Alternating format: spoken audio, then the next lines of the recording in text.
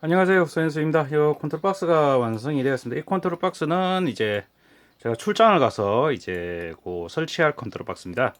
컨트롤 박스는 사용 용도는 이제 모종동입니다. 딸기 모종을 하는데 측면 개폐기가 있고 상단 개폐기까지 있습니다. 이거를 이제 제어해주는 역할인데 기능이 상당히 복잡합니다. 이거는 아마 전국에 있는 딸기 농장 컨트롤 박스 중에서는 아마 제일 좋을 수도 있습니다. 모종동 중에서는. 왜냐하면은 4세대 컨트롤 박스에서 들어가는 핵심적인 기능이 많이 들어가 있습니다. 그렇기 때문에 상당히 많은 기능이 포함되어 있으니까 차례차례 좀 설명을 드리겠습니다. 이거는 뭐 기본적인 제어 방법까지 설명을 하면은 상당히 복잡하니까 그 부분은 패스하고 일단은 제일 먼저 이제 있는 기능 중에 하나가 이제 강풍 기능이 있습니다. 강풍 기능은 간단하게 이야기하면은 이제 측면이 열렸는데 측면하고 이게 전부 다 따로 제어할 수 있습니다. 따로 전부 다 이렇게 제어할 수 있는데 개피기가 이제 바람이 불면 닫혀야 되겠죠. 그런데 이제 이게 안 닫힐 수도 있는 방법 중에 하나가 이제 상단 개폐기를 열어 놓으면은 상단 개폐기하고 측면 개폐기가 다 열려 있으면은 사실은 로프만 잡아 놓으면 됩니다. 여기에 보면은 로프 제어가 있는데 보통 이제 상단이 이제 해놓으면 덜덜덜 끓일 거 아닙니까? 이게 바람이 맞아서 그러면 농장주분이 로프를 만들었다고 합니다. 로프를 밑에서 개폐기로 돌려서 이거를 잡을 수 있도록 그렇게 만들어 놨다고 합니다. 그래서 그 로프 제어할 수 있는 것도 강풍 제어에 같이 포함됩니다. 그리고 이거는 전부 다 개별로 이렇게 만들 수도 있습니다.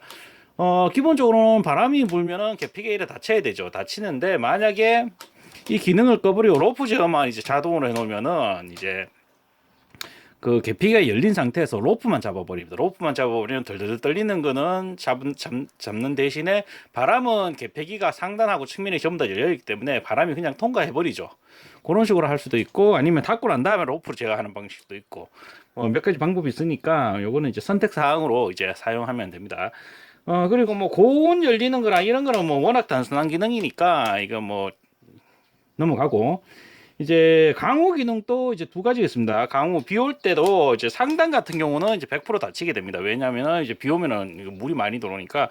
근데 측면 같은 경우는 이제 습도 제어를 해줘야 됩니다. 요거는 이제 농장주분이 이제 이 컨트롤 박스 나가기 전에 미리 하나가 나갔었는데 아마 요 강우 제어 기능 보면서 아마 솔직하게 해서 놀랬을 겁니다. 왜냐하면 이거는 사실은 스마트팜이라고 나오는 1,000만 원짜리 장비에도 없는 기능입니다. 이 기능은 없기 때문에 이 정도 기능이 들어가려고 하면은 거의 한 2천만 원 정도 되는 환경 제어, PC 환경 제어 컨트롤 박스에 이제 있는 기능인데 저는 개인적으로 여기다 이제 구겨 넣었죠. 이게 그 기능을 따로 빼서 그래서 비 올 때 이제 습도를 이제 잡을 수 있도록 모종을 기르거나 이러면은 이제 균류나 이런 게 많이 들어오기 때문에 습이 잘못 잡혀버리면 이제 또 모종 단계에서 그러면 문제가 있기 때문에 습도를 확실하게 잡을 수 있도록 비 올 때 습도를 가장 강력하게 잡을 수 있도록 습도 제어 기능이 포함되어 있습니다.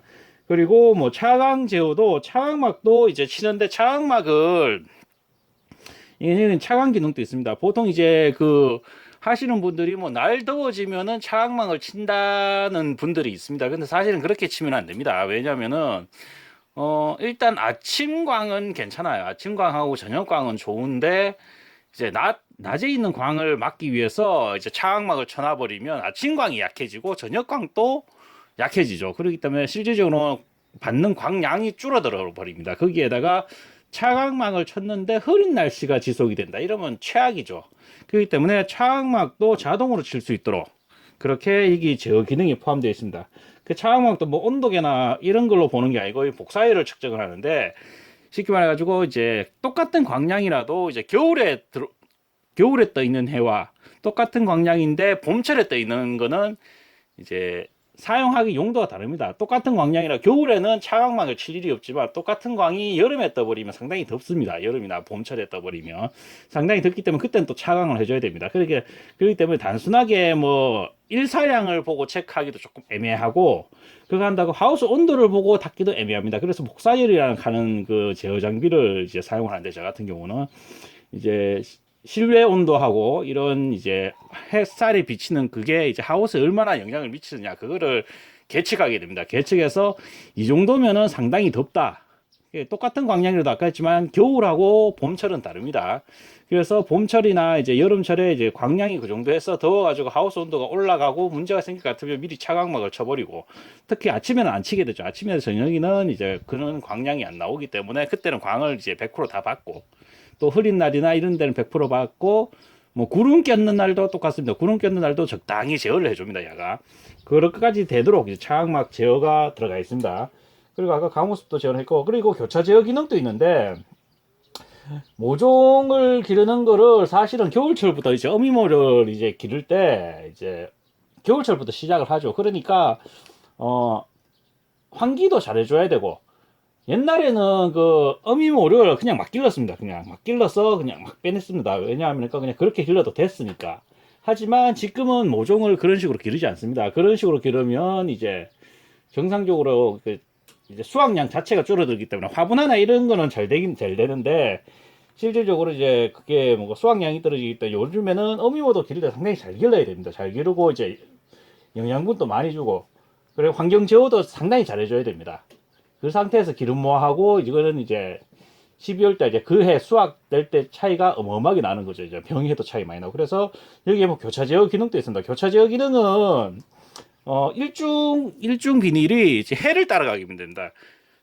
기본적으로 일중 비닐은 이제 동쪽이나 남쪽이 열리죠. 이제 처음에 아침에는. 그리고 오후 같은 경우는 이제 서쪽으로 이제 열려줘야 되는 그 기능이 있는데, 그렇게 안 열리면 찬바람이 하우스 안으로 찬바람이 들어옵니다. 찬바람이 들어오니까 이 교차 제어 기능이 내부 온도하고 외부 온도 여러 가지 체크합니다. 체크해서 그 해가 비치는 방향 개폐기를 여는, 반대쪽은 안 열죠.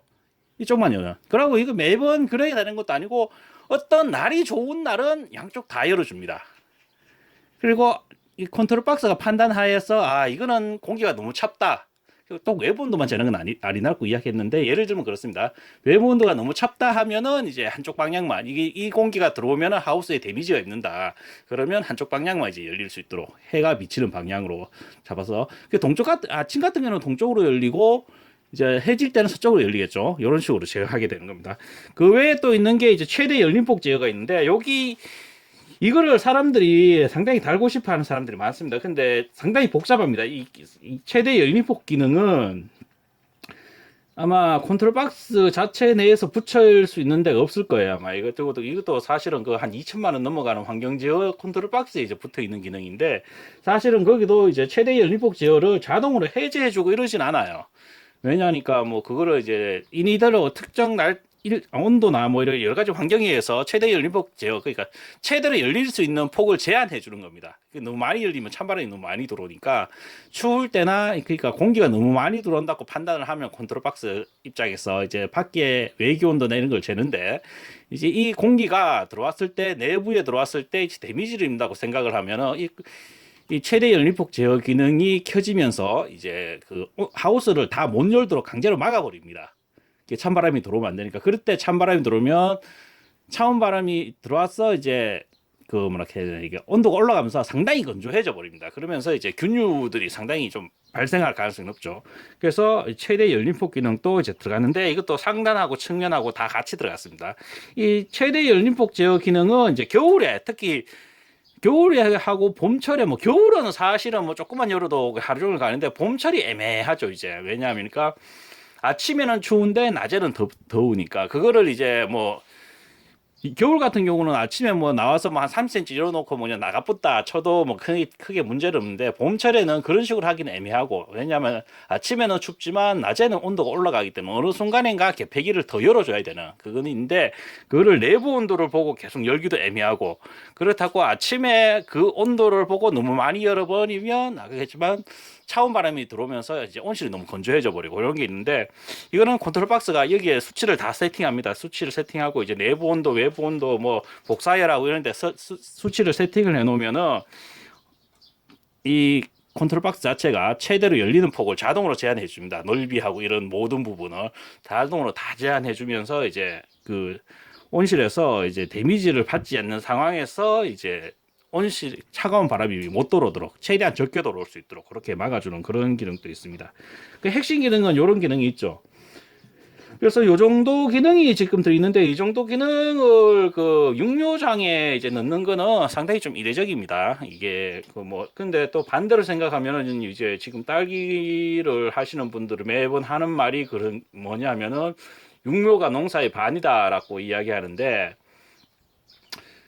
현장에 가보면은 사실 육묘장이 상당히 조금 재배동에 비해서 육묘동이 상당히 좀 빈약합니다. 설비를 비롯해서 모든 제어 장비나 이런 것들이 너무 좀 빈약한 한 경우가 있는데 요 같은 경우는 좀 특이한 경우죠. 이렇게 요거 넣어보면은 제 생각에는 저도 이제 뭐 딸기나 뭐 이런 거는 거의 한 이제 10년 됐는데 이쪽으로 제어권을 만진 지가 이제 그 10년인데 이 정도쯤 넣으면 사실은 환경지역금을 넣으면은 이제 제가 이제 농사 짓는 분들한테 이제 환경지역 컨트롤 박스를 이제 넣어주면은 풀옵션으로 이제 다 넣어주면은 단동형에 거의 실질적으로 1년 동안 컨트롤 박스를 거의 안 만집니다. 수치만 조금 바꿔주지.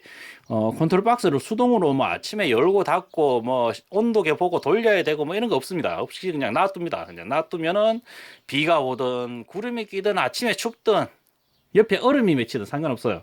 그냥 그 모든 것들을 다 제어를 해줍니다. 다 제어를 해주고 크게 환경적으로는 데미지를 입지 않습니다. 그 정도 있는 기능에서 쓰는데 그 기능에서 핵심적인 기능들이 이제 일중 컨트롤 박스에서 육묘정으로 붙었다. 여기서 이제 사실은 재배동 컨트롤 박스하고 비교를 하면은 빠진 거는 여기 이제 변온 컨트롤러가 한 게 이제 없다는 거. 요게 차이점이고 그 외에는 상당히 지금 옵션상으로는 상당히 그 하이엔드급, 그 최고 수준이라고 보시면 될 것 같습니다.